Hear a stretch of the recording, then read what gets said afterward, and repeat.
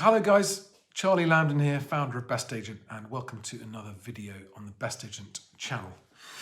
In this video, I want to start to explain the philosophy behind how I would like to change the way that movers choose agents. Okay, homeowners in particular, choosing an agent to sell or let their home. Because after 24 years working in this industry, that is the root cause of the problem, primarily for movers and also for most agents. And if I can succeed in bringing about even a partial change in how movers go about choosing their agent, then it's a win-win for the movers and for all the good agents out there that deserve more business than they're currently getting. And the only losers will be the ones who are hiding behind fancy prop tech and shiny promises and they're not delivering on them. So this is going to get a little bit detailed, but I just want to put it out there and put it on record about what I'm saying to movers and why and exactly how the BestAgent Find Your Agent service works.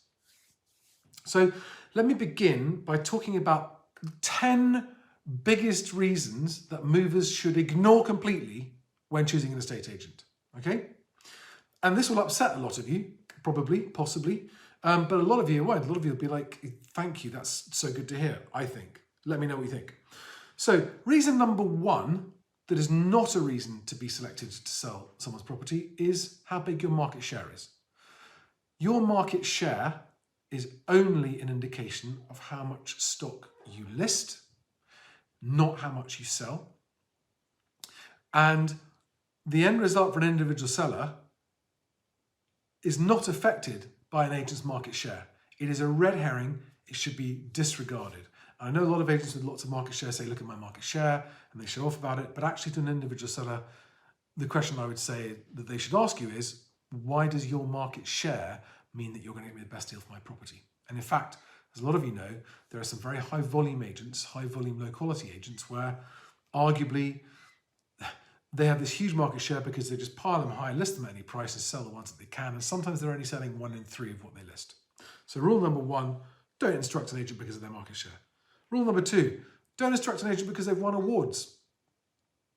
Not only have I been a judge at estate agent award ceremonies, but I also know that it's not a reflection of how many customers an agent can let down. By the way, don't think I'm just on the side of movers here, okay? I'm on the side of movers and good agents, helping them to find each other more easily, okay? So this is not an agent bashing exercise. Because even if all of these things stopped happening, people would still instruct the same number of agents every day. So number two, awards, not a reason to instruct an agent, because I know agents who've won awards, even though they're only selling less than 40% of what they list, and even agents who are operating not strictly by the book, have been winning awards for being award-winning agents. So an award is no recognition, is no guarantee of the fact that it's an above-board agent. As is any association memberships, I'm afraid. An association membership is not a bad thing at all. It's certainly not a reason in my book to instruct an agent, because I know plenty of agents who are members of associations who do not operate well. There's a very big purple example of that, isn't there? So awards, not a reason. Awards and association memberships, not a reason to be instructed. Number three, your average performance or results, your average time on market, your average price, your average this, your average that, is not a reason to be instructed. It might be a consideration in the overall scheme of things, but it's not a reason to be instructed. And I'm saying your average performance. If you're a small agent actually revealing your entire performance across all your instructions, that's a different kettle of fish, okay? But very few agents are good enough to do that. Number four, which portals you're on. The truth is, sellers don't care which portals you're on. If you get them the price they want and the time they want, they don't care where you are. It's not a reason, oh, we're on all the portals. Well, most agents are on most portals. It's not a differentiator. I know that it's used as one, but it's a red herring and it's a misleading one. And the fact that one agent is on more portals than another one does not mean that they're a better agent to sell someone's property. Number 5, your marketing. There's an exception to this, but your flyers, your marketing, your market reports, your website. Again, it's all glitz, and unless you are personally publishing your own marketing reports, then if you're just getting ghostwritten market reports, it's just misleading and it's not a reason to be instructed. The only exception I say to the marketing is this: the quality of the presentation of your properties is a very important factor to be taken into consideration by sellers looking for an agent and landlords. So that's number 5. Number 6, how many boards you have up. Well, congratulations, but especially if they're just for sale boards and they're not saying sold on them, it's a bad sign, I think. What do you mean they've got all these for sale boards up and not saying sold? Well, it means they're not selling stuff. I know that it works. I know that boards do breed boards, and I know that it's an effective strategy that people do choose agents because of how many boards they see, but there's no guarantee that it's a right agent to choose. Number 7, how old your company is. Established in 1835. Who cares? What difference does that make? It makes no difference whatsoever. Sometimes the newest agent in town, who's just set up on their own, having worked in the town for a while, and they're really professional, sometimes they're often the best for a seller. So how young or old your company is just, again, irrelevant. What prop tech you use and what data you have. Unless you can show exactly how that's going to get your customers a better price in less time, it's irrelevant. Now, if you've got prop tech that does do those things directly, then yeah, okay, that's maybe an exception. But generally speaking, it's all gimmicky, waffly rubbish, unless it directly contributes to improving the quality of marketing of the property or directly contributes to improving the chance of getting the best price in the shortest time. This is going to be controversial. Your valuation of a client's property is also not a reason to be instructed, because as that video I did with Sam, where she had 11 agents trying to do valuations and then she ended up selling with one that didn't even put a price on it, it's just guesswork, guys. Everybody knows this. Until the buyers start coming round, nobody knows what a property is going to go for. You might have an idea, but the valuation given at a marketing appraisal, or the price given at a market appraisal, is not a reason to be instructed. Unfortunately, of course, it works, and masses of agents have value, and they're convincing at it because they do it every day, and they win instructions on the back of it, and that's just bad for the seller and for you. So your valuation is not a reason to be instructed. Valuations are it's like when people meet and they just talk about the weather or talk about football, or always talk about the value of the property. It's actually irrelevant, because the best agents will just say, look, I don't know exactly what the value of the property is, but I can tell you that we're going to find out the maximum we can go for, because we're going to get competing funded buyers. That's the only way to find out the best possible price for property. So valuations, frankly, irrelevant, especially for those of you who know that you're going to take it on and then have to drop the price later anyway.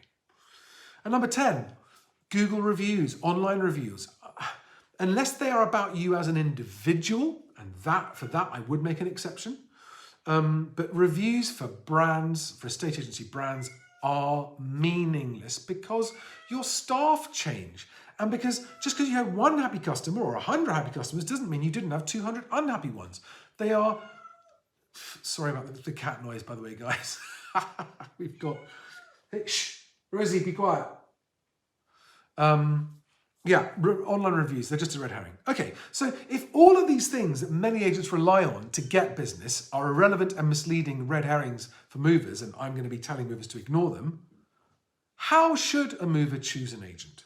Right, so I have spent years with my team building BestAgent.co.uk, the Best Agent platform, and the 8 products within that platform. And one of those 8 products is Find Your Agent.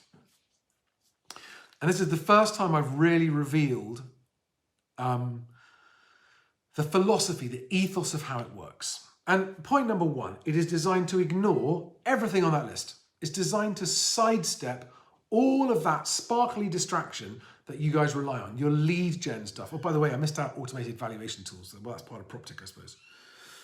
It's designed to sidestep that completely and come down purely to the quality of the presentation of the individuals who will be selling people's houses. or letting people's houses, okay?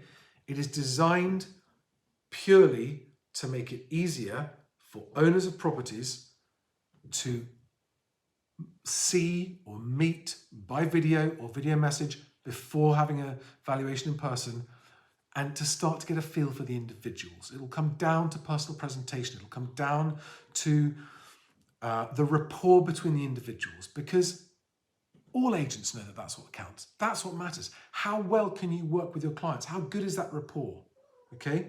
And the gamble that I have taken is that better quality agents who've got higher levels of confidence in themselves and their ability and their professionalism are more likely to be happy to meet people by video and just talk, or record a video message for a vendor and just say, hi, I'm Charlie and I'd love to talk to you about selling your house. And the people who have shied away from those videos tend to be the ones who are hiding behind gimmicks to get instructions. Now, what you'll see is that this is totally impartial as far as brands are concerned, okay? It has no bearing what your brand is, okay? BestAgent does not discriminate. It is impartial to brands, all of them, okay? It looks for the geographically nearest offices, estate agency offices or bases to a client's property. So that is how we choose up to 20 of the nearest agents to that property. Because I happen to know that how far your agent is from your property actually makes a difference to how many viewings you're going to get. Okay, because if they're closer, they can pop around more easily. More viewings happen. That's just a mathematical fact. Some of you will be like, oh, that's rubbish. I'll still do viewings no matter where it is. I don't doubt that that's the case. But looking at it on a macro level, especially in towns and cities, the closer you are to a property, the easier it is to do viewings and the more viewings are going to happen. That's my theory, based on my experience of providing agents with CRMs and viewing booking software over the last 20 years. So it's the 20 geographically nearest agents, no matter what brand they're from. Shh, cat, shush. Sorry. And every agent has an equal opportunity to present themselves and introduce themselves. You can do so if you don't want to do it with a video. You can just do a click saying, hi, I'm happy to receive a video call from you. And the whole point of the BestAgent platform is that we've got a built-in video calling system that doesn't require any plugins, any applications, nothing to download, nothing to install. You can just accept a call on any computer or mobile device that has a webcam and a microphone, right? So any smartphone or any computer with a webcam and a microphone, and you'll be able to accept an incoming call from a vendor, a video call, by through a browser. Okay, it's all you need is a browser. So what this means is it makes it much easier for vendors to have preliminary conversations with agents. You know, just like, oh, hi, how you doing? I mean, it's just like a phone call, really. But if you can see the person you're talking to, rather than just hear the voice on the phone, you've got a better idea of what the rapport is going to be like, and whether there's someone that's comfortable, someone that you're comfortable inviting around to your house or not. Okay, so the whole point about BestAgent is to sidestep brands. Get down!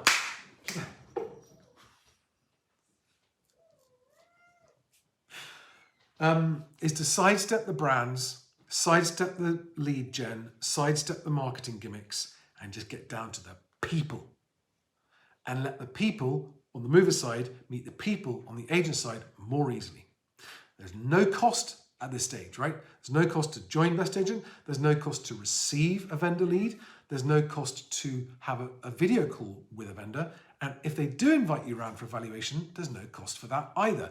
There's only a commission, a fee that we charge if you are instructed, okay? And it's very low compared to anyone else that comes close to being any form of competition for us. So there's a lot. Now, the other thing is we haven't put time limits on how long agents take to respond, because I just don't think that is helpful. You know, when movers need to move and they want to start talking to agents, they are in a race to do it.